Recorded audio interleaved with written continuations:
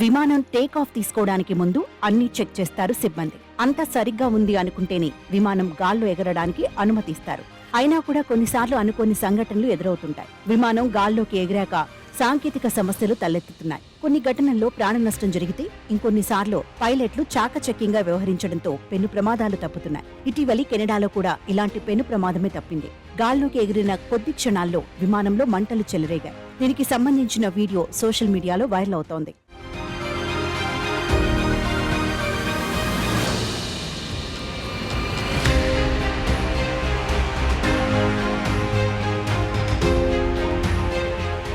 ఈ ప్రమాదం జూన్ 5వ తేదీన కెనడాలో జరిగింది. ఎయిర్ కెనడాకు చెందిన బోయింగ్ విమానం టొరంటో పియర్సన్ ఎయిర్పోర్ట్ నుంచి రాత్రి 8:46 టేకాఫ్ తీసుకుంది.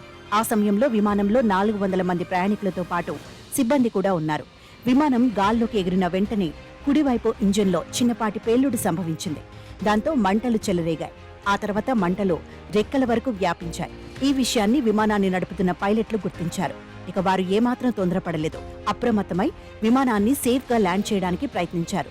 ఎయిర్పోర్ట్ సిబ్బందికి సమాచారం ఇచ్చారు. వారి సూచనలతో అరగంట తర్వాత టొరంటో ఎయిర్పోర్ట్లోని ల్యాండ్ చేశారు. అయితే అరగంట సేపు విమానం ఎలాంటి ప్రమాదానికి గురి కాలేదు. రన్వే పై కూడా సేఫ్ గా ల్యాండ్ అయింది. విమానంలోని ప్రయాణికులను క్షేమంగా కిందికి దించారు. దాంతో అధికారులు, ప్రయాణికులు అంతా ఊపిరి పీల్చుకున్నారు.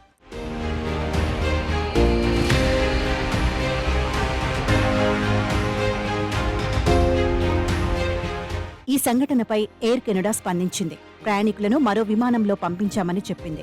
ఇంజిన్ కంప్రెసర్ వల్లే పేలుడు సంభవించి మంటలు చెలరేగాయని ఎక్స్ ద్వారా వెల్లడించింది. ఇక ప్రయాణికులకు ఈ మేరకు క్షమాపణలు కోరింది.